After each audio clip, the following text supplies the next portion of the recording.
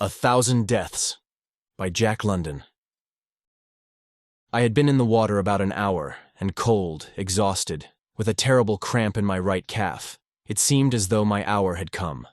Fruitlessly struggling against the strong ebb tide, I had beheld the maddening procession of the waterfront lights slip by, but now I gave up attempting to breast the stream, and contented myself with the bitter thoughts of a wasted career, now drawing to a close.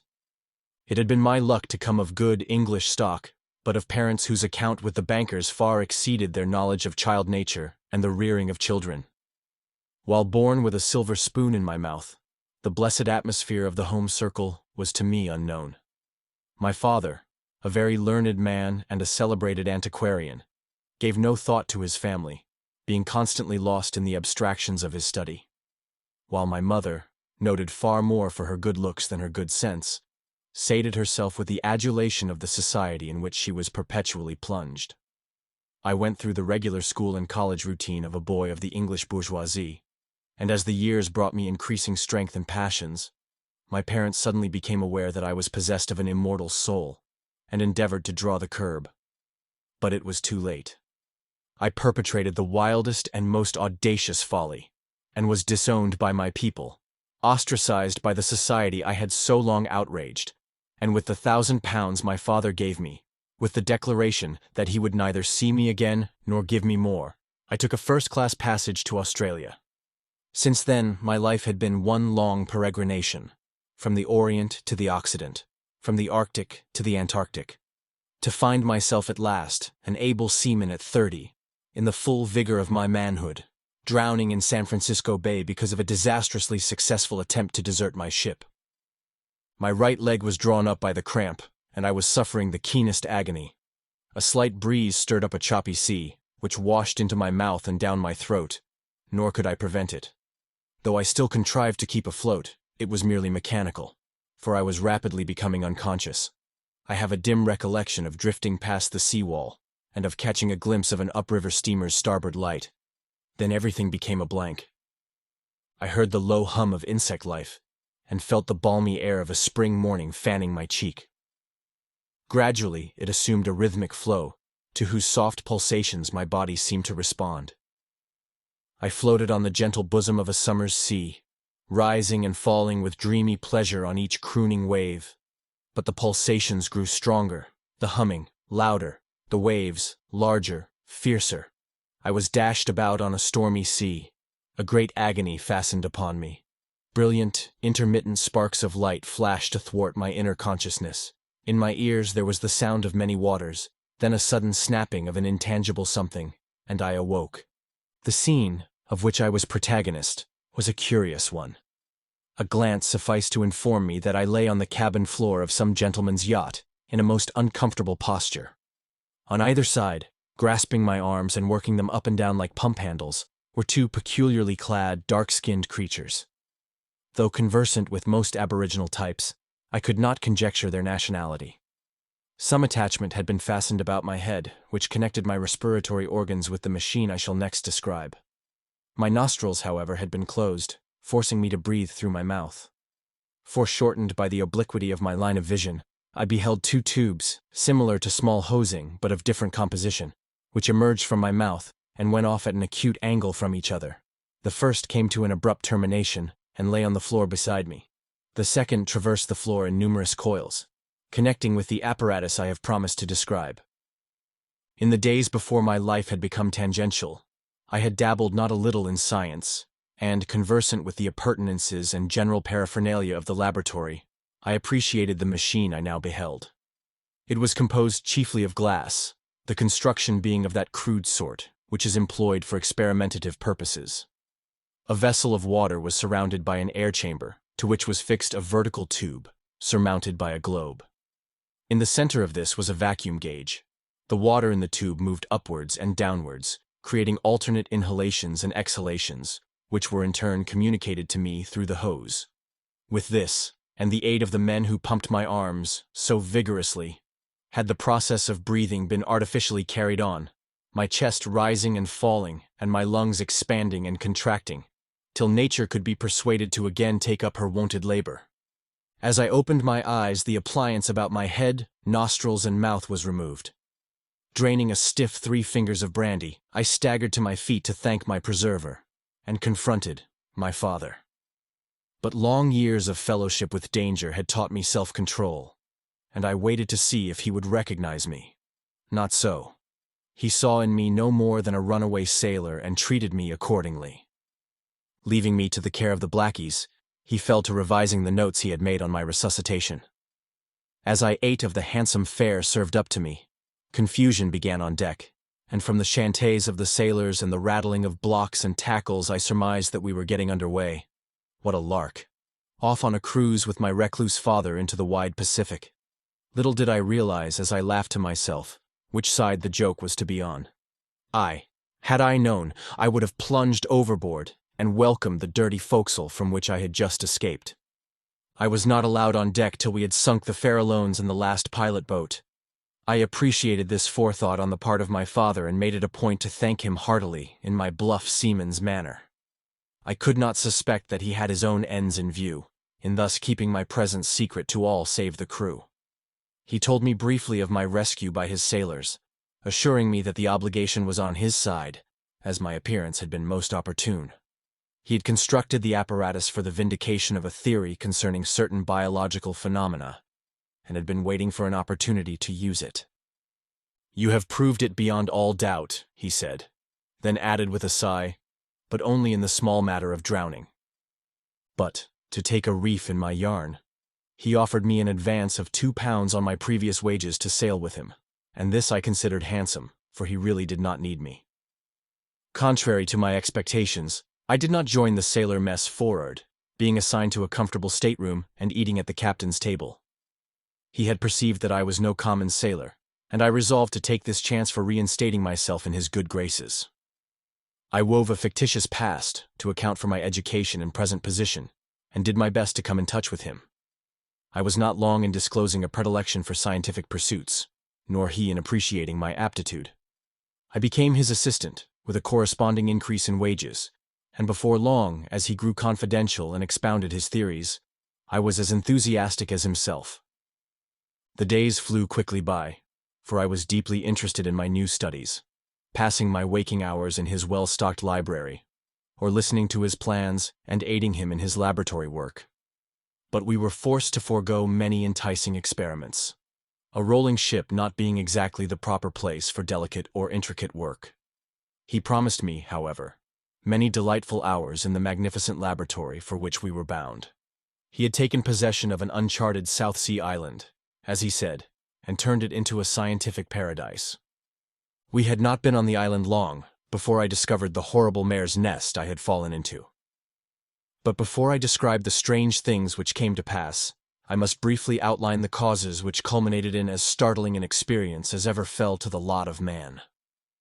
Late in life, my father had abandoned the musty charms of antiquity and succumbed to the more fascinating ones embraced under the general head of biology. Having been thoroughly grounded during his youth in the fundamentals, he rapidly explored all the higher branches as far as the scientific world had gone, and found himself on the no-man's land of the unknowable. It was his intention to preempt some of this unclaimed territory, and it was at this stage of his investigations that we had been thrown together. Having a good brain, though I say it myself, I had mastered his speculations and methods of reasoning, becoming almost as mad as himself. But I should not say this.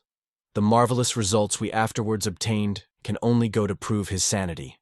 I can but say that he was the most abnormal specimen of cold-blooded cruelty I have ever seen. After having penetrated the dual mysteries of physiology and psychology, his thought had led him to the verge of a great field, for which, the better to explore, he began studies in higher organic chemistry, pathology, toxicology, and other sciences and sub-sciences rendered kindred as accessories to his speculative hypotheses. Starting from the proposition that the direct cause of the temporary and permanent arrest of vitality was due to the coagulation of certain elements and compounds in the protoplasm, he had isolated and subjected these various substances to innumerable experiments. Since the temporary arrest of vitality in an organism brought coma and a permanent arrest death, He held that by artificial means, this coagulation of the protoplasm could be retarded, prevented, and even overcome in the extreme states of solidification. Or, to do away with the technical nomenclature, he argued that death, when not violent and in which none of the organs had suffered injury, was merely suspended vitality. And that, in such instances, life could be induced to resume its functions by the use of proper methods. This, then, was his idea.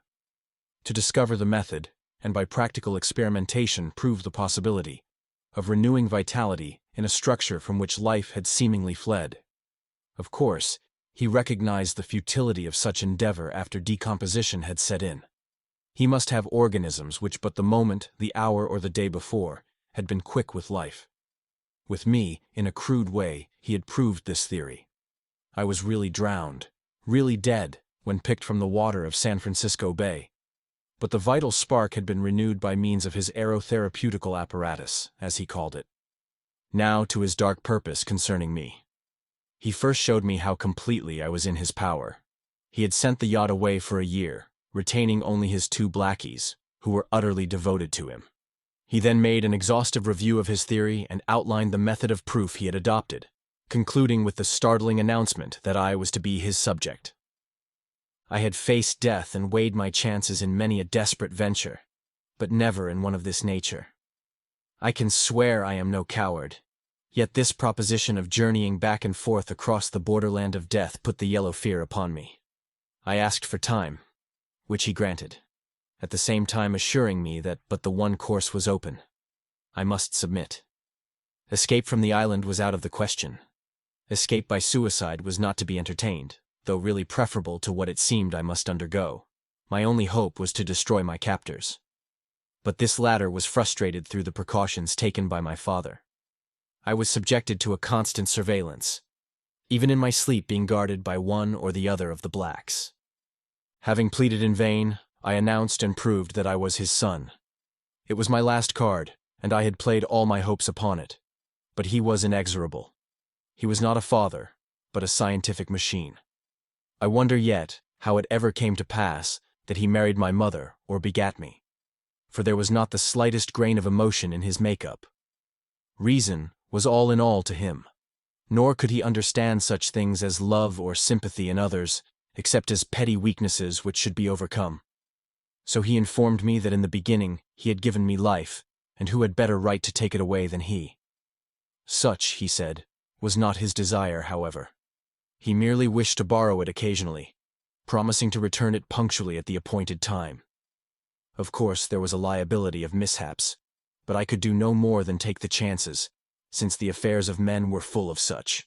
The better to ensure success, he wished me to be in the best possible condition, so I was dieted and trained like a great athlete before a decisive contest. What could I do? If I had to undergo the peril, it were best to be in good shape. In my intervals of relaxation he allowed me to assist in the arranging of the apparatus and in the various subsidiary experiments. The interest I took in all such operations can be imagined. I mastered the work as thoroughly as he, and often had the pleasure of seeing some of my suggestions or alterations put into effect. After such events, I would smile grimly, conscious of officiating at my own funeral. He began by inaugurating a series of experiments in toxicology. When all was ready, I was killed by a stiff dose of strychnine and allowed to lie dead for some 20 hours. During that period, my body was dead, absolutely dead. All respiration and circulation ceased. But the frightful part of it was that while the protoplasmic coagulation proceeded, I retained consciousness and was enabled to study it in all its ghastly details. The apparatus to bring me back to life was an air-tight chamber, fitted to receive my body. The mechanism was simple: a few valves, a rotary shaft and crank, and an electric motor. When in operation, the interior atmosphere was alternately condenses and rarefied, thus communicating to my lungs an artificial respiration without the agency of the hosing previously used. Though my body was inert, and for all I knew, in the first stages of decomposition, I was cognizant of everything that transpired. I knew when they placed me in the chamber, and though all my senses were quiescent, I was aware of hypodermic injections of a compound to react upon the coagulatory process. Then the chamber was closed, and the machinery started. My anxiety was terrible, but the circulation became gradually restored. The different organs began to carry on their respective functions, and in an hour's time I was eating a hearty dinner. It cannot be said that I participated in this series, nor in the subsequent ones, with much verve. But after 2 ineffectual attempts of escape, I began to take quite an interest. Besides, I was becoming accustomed. My father was beside himself at his success, and as the months rolled by, his speculations took wilder and yet wilder flights. We ranged through the 3 great classes of poisons, the neurotics, the gaseous, and the irritants, but carefully avoided some of the mineral irritants and passed the whole group of corrosives. During the poison regime, I became quite accustomed to dying, and had but one mishap to shake my growing confidence. Scarifying a number of lesser blood vessels in my arm, he introduced a minute quantity of that most frightful of poisons, the arrow poison, or curare. I lost consciousness at the start, quickly followed by the cessation of respiration and circulation, and so far had the solidification of the protoplasm advanced that he gave up all hope. But at the last moment he applied a discovery he had been working upon, receiving such encouragement as to redouble his efforts. In a glass vacuum, similar but not exactly like a Crookes tube, was placed a magnetic field. When penetrated by polarized light, it gave no phenomena of phosphorescence nor the rectilinear projection of atoms, but emitted non-luminous rays, similar to the X-ray. While the X-ray could reveal opaque objects hidden in dense mediums, this was possessed of far subtler penetration. By this he photographed my body, and found on the negative an infinite number of blurred shadows, due to the chemical and electric motions still going on. This was an infallible proof that the rigor mortis in which I lay was not genuine. That is, those mysterious forces, those delicate bonds which held my soul to my body, were still in action. The resultants of all other poisons were unapparent, save those of mercurial compounds, which usually left me languid for several days. Another series of delightful experiments was with electricity. We verified Tesla's assertion that high currents were utterly harmless by passing 100,000 volts through my body. As this did not affect me, the current was reduced to 2,500, and I was quickly electrocuted. This time he ventured so far as to allow me to remain dead, or in a state of suspended vitality, for 3 days. It took 4 hours to bring me back. Once, he superinduced lockjaw, but the agony of dying was so great that I positively refused to undergo similar experiments. The easiest deaths were by asphyxiation, such as drowning, strangling, and suffocation by gas, while those by morphine, opium, cocaine, and chloroform were not at all hard. Another time, after being suffocated, he kept me in cold storage for 3 months, not permitting me to freeze or decay. This was without my knowledge, and I was in a great fright on discovering the lapse of time. I became afraid of what he might do with me when I lay dead, my alarm being increased by the predilection he was beginning to betray towards vivisection. The last time I was resurrected, I discovered that he had been tampering with my breast. Though he had carefully dressed and sewed the incisions up, they were so severe that I had to take to my bed for some time. It was during this convalescence that I evolved the plan by which I ultimately escaped. While feigning unbounded enthusiasm in the work, I asked and received a vacation from my moribund occupation. During this period I devoted myself to laboratory work, while he was too deep in the vivisection of the many animals captured by the blacks to take notice of my work. It was on these 2 propositions that I constructed my theory. First, electrolysis, or the decomposition of water into its constituent gases by means of electricity. And second, by the hypothetical existence of a force, the converse of gravitation, which Astor has named apergy. Terrestrial attraction, for instance, merely draws objects together but does not combine them. Hence, apergy is merely repulsion. Now, atomic or molecular attraction not only draws objects together but integrates them, and it was the converse of this, or a disintegrative force, which I wished to not only discover and produce, but to direct at will. Thus, the molecules of hydrogen and oxygen reacting on each other, separate and create new molecules, containing both elements and forming water. Electrolysis causes these molecules to split up and resume their original condition, producing the 2 gases separately. The force I wish to find must not only do this with 2, but with all elements, no matter in what compounds they exist. If I could then entice my father within its radius, he would be instantly disintegrated and sent flying to the four quarters, a mass of isolated elements. It must not be understood that this force, which I finally came to control, annihilated matter. It merely annihilated form. Nor, as I soon discovered, had it any effect on inorganic structure. But to all organic form, it was absolutely fatal. This partiality puzzled me at first, though had I stopped to think deeper, I would have seen through it. Since the number of atoms in organic molecules is far greater than in the most complex mineral molecules, organic compounds are characterized by their instability and the ease with which they are split up by physical forces and chemical reagents. By two powerful batteries, connected with magnets constructed specially for this purpose, two tremendous forces were projected.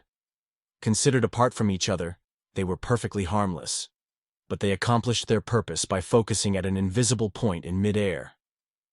After practically demonstrating its success, besides narrowly escaping being blown into nothingness, I laid my trap, concealing the magnets, so that their force made the whole space of my chamber doorway a field of death, and placing by my couch a button by which I could throw on the current from the storage batteries, I climbed into bed. The Blackies still guarded my sleeping quarters, one relieving the other at midnight. I turned on the current as soon as the first man arrived. Hardly had I begun to doze, when I was aroused by a sharp, metallic tinkle. There, on the mid-threshold, lay the collar of Dan, my father's saint, Bernard. My keeper ran to pick it up. He disappeared like a gust of wind, his clothes falling to the floor in a heap. There was a slight whiff of ozone in the air, but since the principal gaseous components of his body were hydrogen, oxygen, and nitrogen, which are equally colorless and odorless, there was no other manifestation of his departure. Yet when I shut off the current and removed the garments, I found a deposit of carbon in the form of animal charcoal. Also other powders, the isolated solid elements of his organism, such as sulfur, potassium, and iron. Resetting the trap, I crawled back to bed. At midnight, I got up and removed the remains of the second black, and then slept peacefully till morning. I was awakened by the strident voice of my father, who was calling to me from across the laboratory. I laughed to myself. There had been no one to call him, and he had overslept. I could hear him as he approached my room with the intention of rousing me, and so I sat up in bed, the better to observe his translation. Perhaps apotheosis were a better term. He paused a moment at the threshold, then took the fatal step. Puff! It was like the wind sighing among the pines. He was gone. His clothes fell in a fantastic heap on the floor. Besides ozone, I noticed the faint, garlic-like odor of phosphorus. A little pile of elementary solids lay among his garments, that was all. The wide world lay before me. My captors were no more. The end. Best Audiobooks for Free hopes that you have enjoyed this production of 1,000 Deaths by Jack London. Please subscribe to our channel on YouTube and Rumble, as your subscription is the support we need to create more great free content. Please look to our website at bestaudiobooksforfree.com for a complete list of our audiobooks.